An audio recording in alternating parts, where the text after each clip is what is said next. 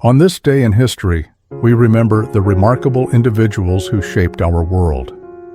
Welcome to Who Died Today in History, where we honor their legacies. From artists to leaders, their impact lives on. If you find their stories meaningful, like, subscribe, and hit the bell to stay connected. Thank you to all our amazing channel members for your generous support. Larry Hagman died in 2012 from complications related to cancer, a natural passing that resonated with the themes of endurance, reinvention, and excess that had defined both his career and the era he helped shape. Best known for portraying the ruthless oil baron J.R. Ewing on Dallas, Hagman became an emblem of 1980s American television, a decade marked by booming capitalism, larger-than-life personalities, and an appetite for high drama. His declining health in his final years echoed the broader reality that many iconic performers of television's golden and network-dominated ages were nearing the end of their lives, reminding audiences of the generational shift underway in media and entertainment. The immediate reaction to his passing was swift and emotional. Production on the revived Dallas series, in which Hagman had reprised his signature role, was temporarily halted as writers and cast members scrambled to adjust the storyline. His absence forced the show to confront the loss of its central gravitational force. J.R. Ewing had been more than a character. He was the axis around which the series' intrigue and moral tension revolved. Tributes poured in from colleagues who described him as both a consummate professional and a charismatic presence, a reminder that behind the infamous villain stood a warm, humorous man beloved by friends and fans alike. Hagman's death undoubtedly amplified his legend, because J.R. Ewing had become a cultural symbol, representing ambition, cunning, and the seductive allure of power. Hagman's passing invited renewed reflection on the role Dallas played in shaping global perceptions of American wealth and influence. In many countries, the series had served as a window into Western luxury during a time of Cold War divisions and economic contrasts. With Hagman gone, nostalgia for that era intensified, solidifying his character as one of television's most memorable antagonists.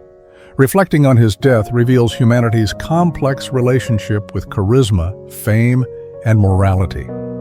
We are drawn to figures like Hagman because they help us explore the duality of power, its temptations, its costs, and its theatrical allure. His legacy is preserved through reruns, documentaries, interviews, and fan conventions, as well as in cultural references that continue to evoke J.R.'s iconic swagger. In commemorating Hagman, we immortalize not just an actor, but the vivid storytelling era he helped define. An era where television villains became legends and where performance shaped public imagination for decades. Ingrid Pitt died in 2010 after collapsing in London, a natural passing connected to heart complications. Her death reflected the fragile yet enduring legacy of mid-20th century cinema, particularly the era of British horror in which she became an icon. Pitt had risen to fame through her bold performances in Hammer Films productions such as The Vampire Lovers and Countess Dracula, roles that challenged conventional depictions of women in horror by blending sensuality, power, and agency at a time when genre cinema was still heavily male-dominated. Her death symbolized the gradual fading of this distinct cinematic period, one defined by atmospheric storytelling, practical effects, and a theatrical embrace of the macabre. The immediate consequences of her passing were marked by an outpouring of tributes from fans, filmmakers, and horror historians who recognized her as more than a genre star.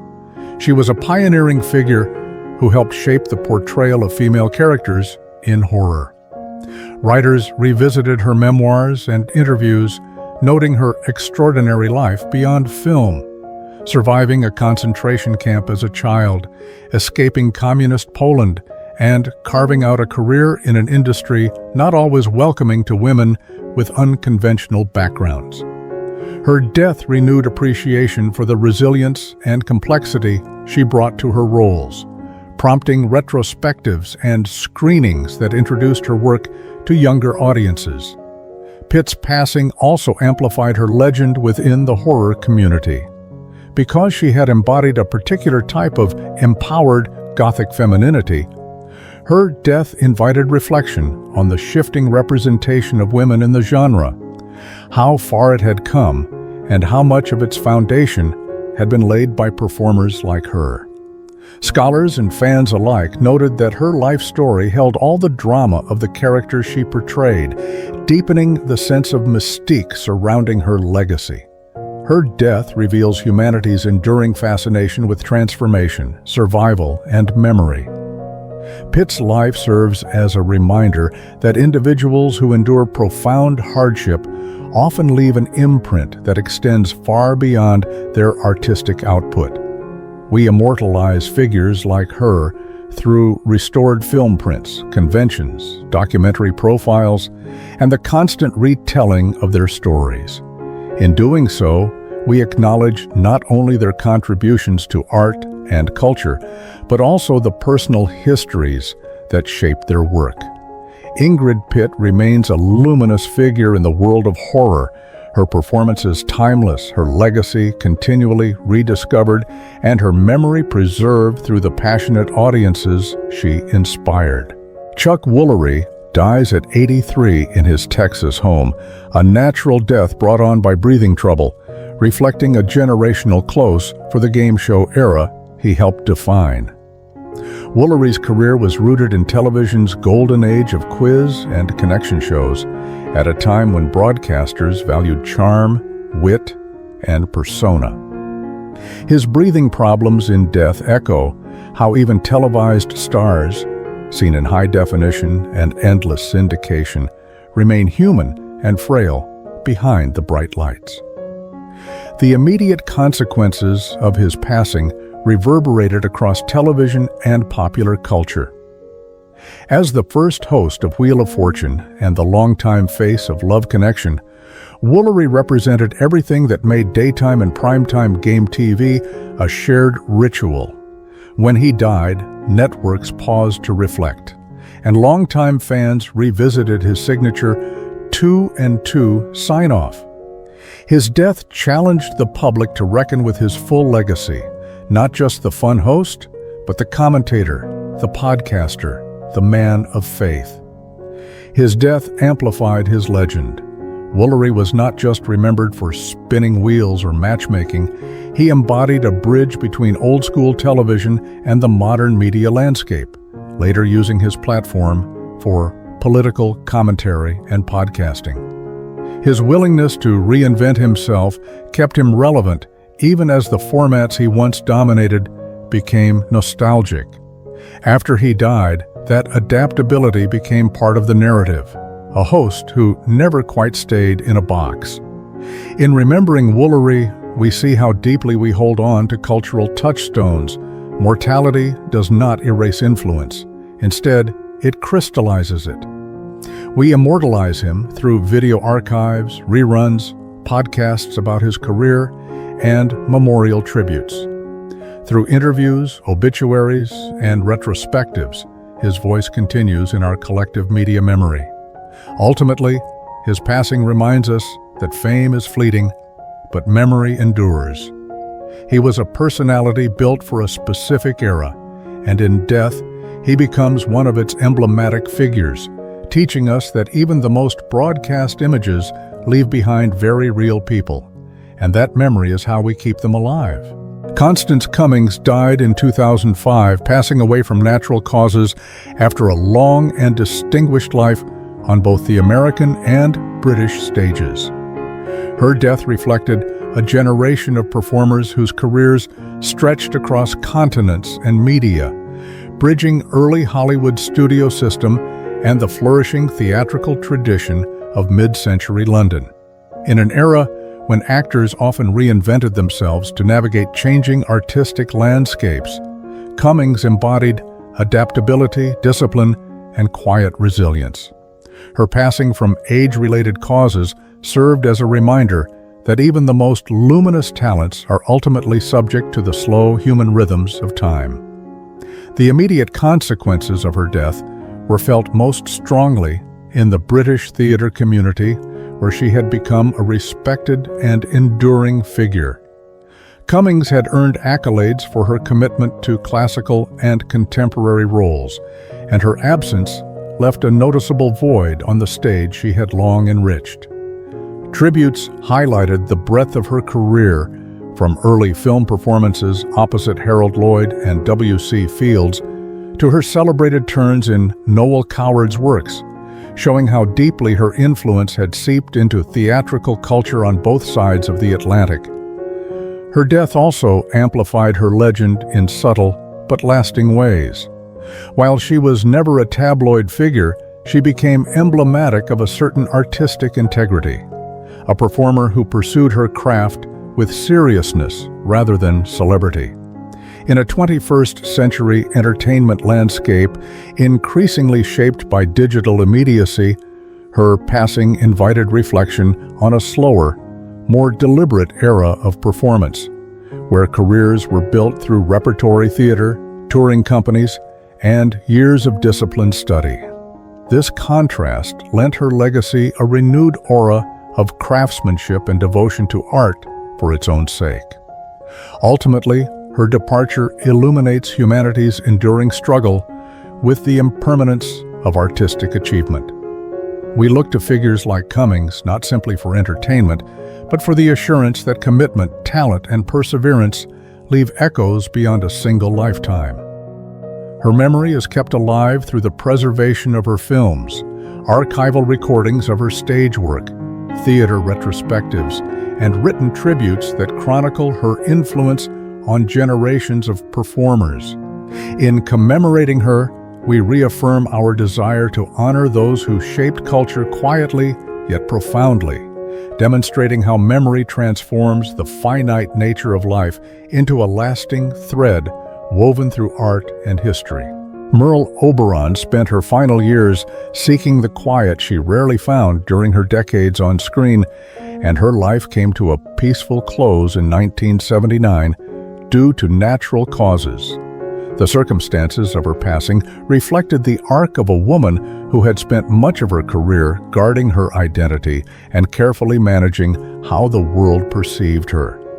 In an era when Hollywood demanded glamour over truth and punished anyone who did not fit its narrow image of stardom, her death underscored the end of a life shaped by secrecy, resilience, and reinvention.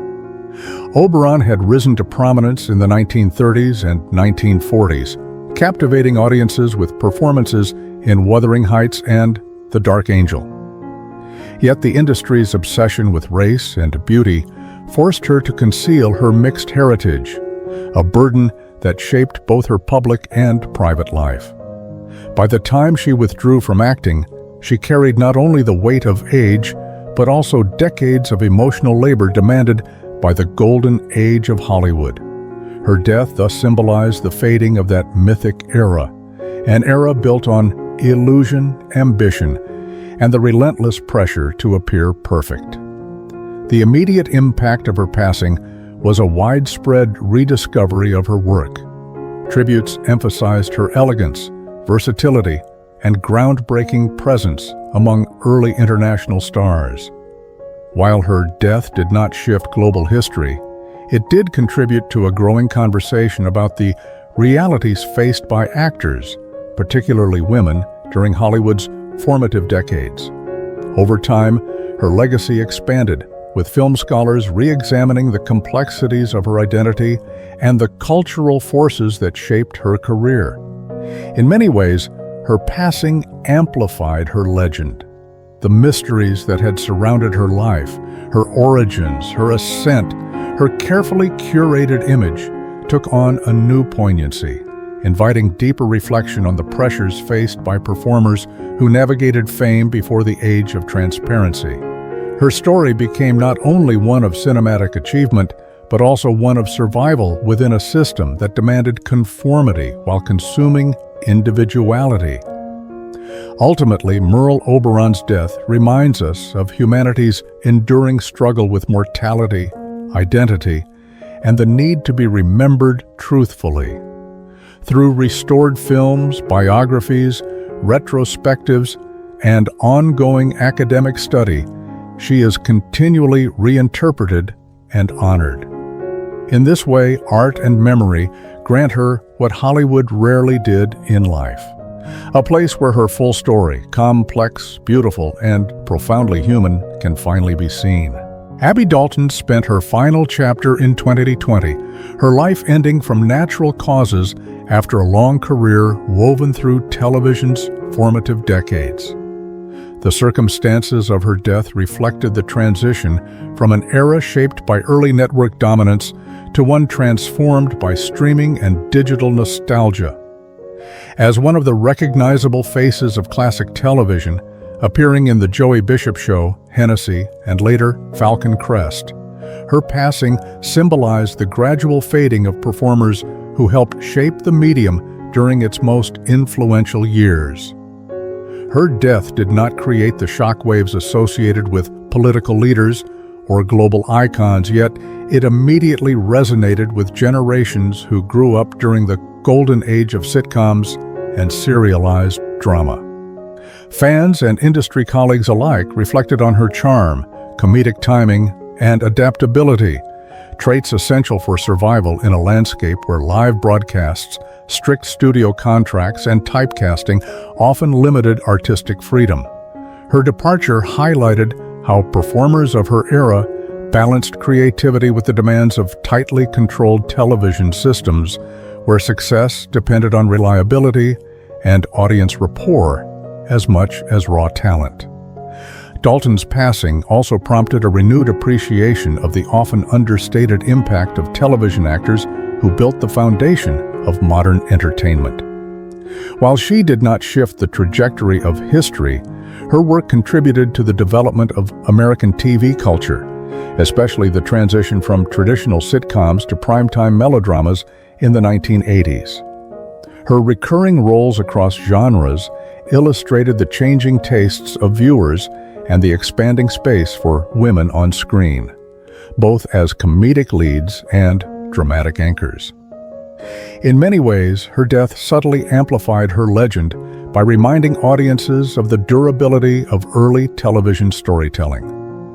Digital platforms reintroduced younger generations to her performances, allowing her work to outlive the context in which it was created.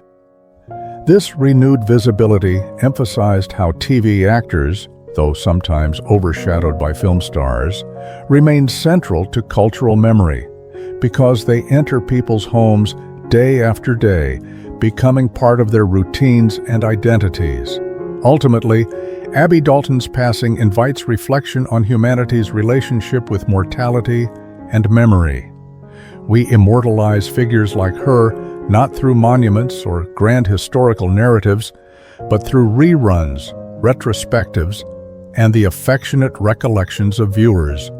Her legacy endures in the characters she shaped, the stories she helped tell, and the nostalgic warmth that classic television continues to evoke. Proof that even quiet departures can echo loudly across time.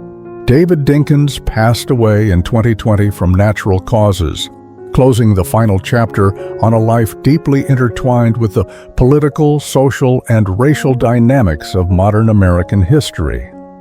As the first black mayor of New York City, his death echoed far beyond the quiet circumstances of his passing, reflecting an era still grappling with issues he confronted in office: racial tension, urban inequality, and the demands of coalition building in a city defined by diversity and conflict.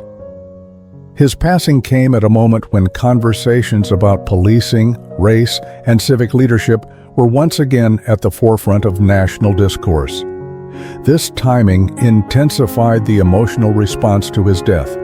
Many looked back on his administration with renewed nuance, recognizing both the challenges he inherited, rising crime, fiscal strain, and fractured community relations, and the long-term impact of his achievements.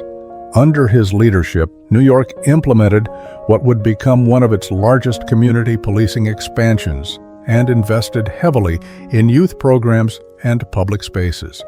At the time, these reforms were overshadowed by political tensions and the city's volatile climate, but his death prompted a reconsideration of their significance. In the immediate aftermath, tributes poured in from political figures, civil rights leaders, and everyday New Yorkers who saw in Dinkins a symbol of quiet dignity and historic progress. His passing reinforced his legend not through dramatization, but through a collective acknowledgement of how rare it was for a figure of such calm integrity to lead a city known for its intensity and disorder.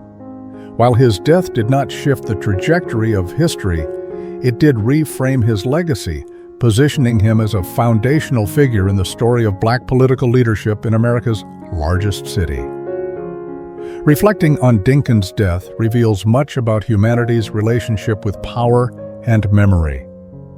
We tend to immortalize leaders not just through statues or official tributes, but through the stories we repeat, about the doors they opened and the obstacles they faced.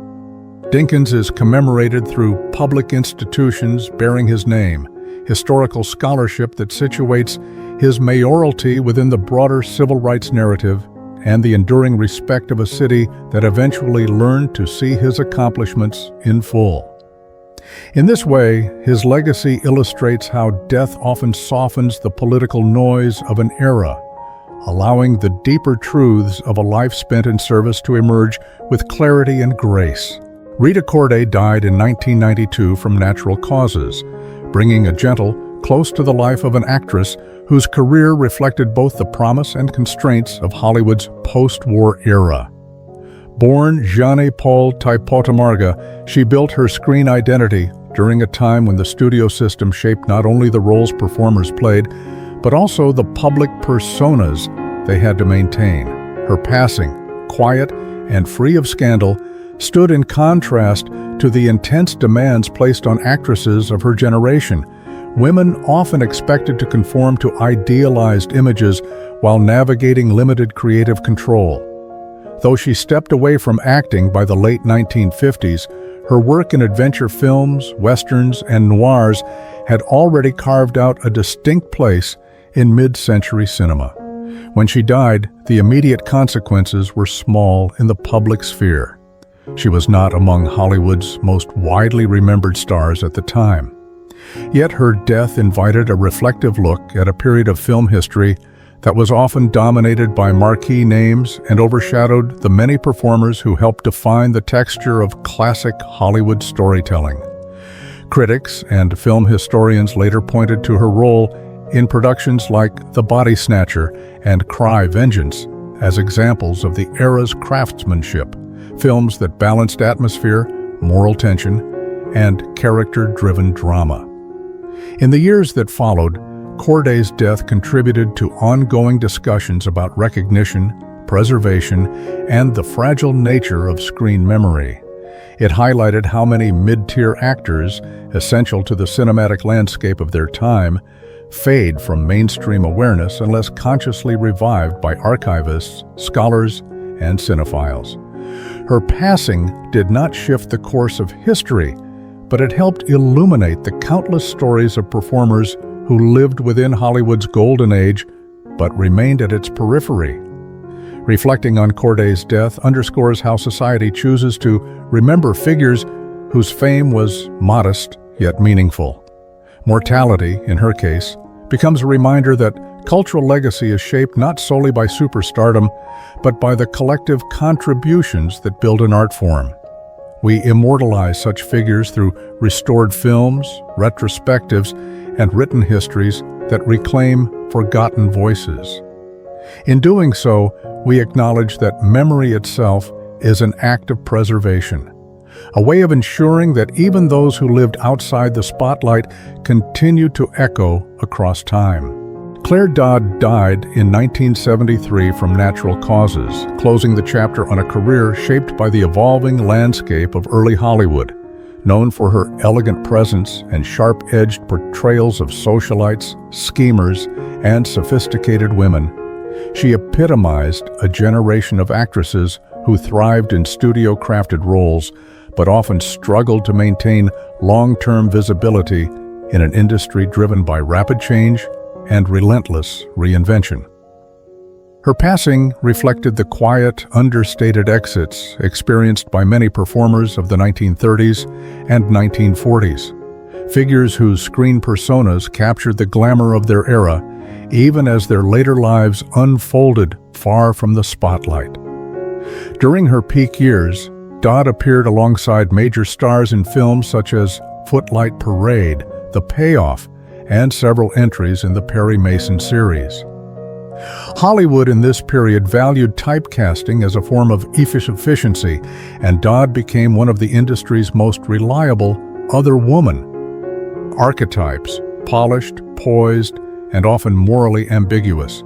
Her death, occurring decades after her retirement from film, brought renewed attention to the actors who contributed significantly to studio-era storytelling without becoming enduring household names. The immediate consequences of her passing were modest in public scale, but meaningful within historical circles. Obituaries and retrospectives emphasized her contributions to Warner Brothers' early sound-era productions, reminding audiences of a cinematic moment defined by Art Deco aesthetics, brisk dialogue, and the birth of modern screen acting. Her death also underscored the fragility of legacy, how easily the achievements of performers can fade when not consistently woven into the cultural conversation. In retrospect, Dodd's passing amplifies the understanding of Hollywood's forgotten figures, artists whose work helped build the foundation of American film, yet whose names are less frequently invoked. Her career invites reflection on the era's values, the polished facade of glamour, the constraints of studio control, and the limited roles available to women whose talents extended beyond the archetypes they were assigned. Ultimately, Dodd's death highlights humanity's ongoing negotiation with memory and cultural preservation. We immortalize such figures not through grand monuments, but through restored films, renewed scholarship, and the audience's willingness to revisit the shadows of the past. In celebrating her contribution to early Hollywood, we honor the countless artists whose quiet departures still echo through the art they helped shape.